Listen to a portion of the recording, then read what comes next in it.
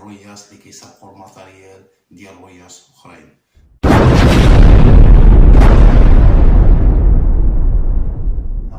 اللي كيدخل على ولادو الحرام وكيخرج كيسرق وسط البحر. شنو خليتي الناس البر ما يقولوا؟ السلام عليكم الاخوان، وغادي ندخل مباشره في الموضوع. غنهضروا اليوم على الروياس اللي ما كيتقاوش الله، الروياس اللي ما عندهمش الوجه علاش يحشموا، الروياس اللي كيسرقوا الماتريال ديال روياس اخرين. حاليا الاخوان حنا في الاخر ولا نقولوا تقريبا الكوطه ديال زايز سالات. زايز هو الاخطبوط، والاخطبوط عنده ثلاثه ديال الطرق باش كيتصيد. عنده الكراشات اللي هما الصنانر، وعنده الغراف كي كتشاهدوا في هذا الفيديو. هذه الخدمه ديال الغراف كتكالي وكتنوض ليه بالليل. وكاينين الباريخات. حاليا في هذا الموسم ديال الصيد ديال الاخطبوط كاينين شي رياس كيف قلت لكم والله ما عندهم الوجه، بالعربيه تعرفنيش. رايس كياكل الحرام، خارج للبحر وضارب تماره وكيدخل على راسو الحرام وكيدخل على ولادو الحرام.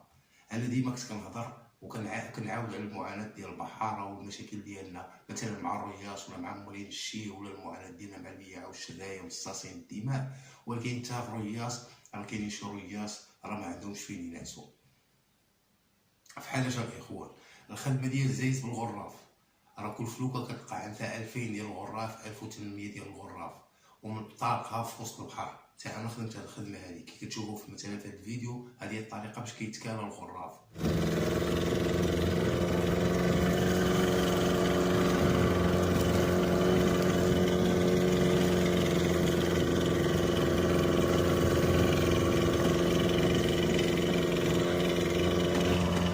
فين يدخل زايزين عس.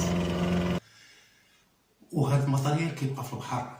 اذا الرئيس يقدر يخرج ليه اليوم، ما خرجش ليه اليوم يخرج ليه غدا يقلب. يقدر يقلب غير من 1000 ديال الغراف و1000 يخليها مرقده. يعني فين كتنوض الروينه. شحال من رئيس ما كيلقاش الماتريال ديالو. وما غاديش نعاود دابا انا على شي رياس، نعاود على راسي انا نيت.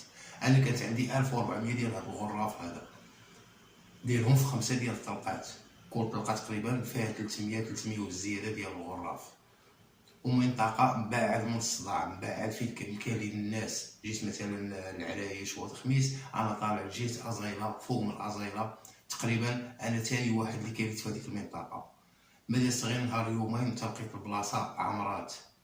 كنخرج كنلقى الماتريال ديالي كنقلب كندخل لي قسم الله. واحد الوقيته 3 ديال الطلقات ما لقيتهمش.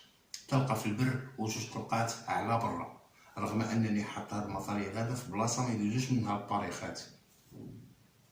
باختصار اليوم غدا غادي يبان الماتريال. كنسول والو، جبت كراشات كاع وكنجر في النقطه اللي مكالي فيها انا والو.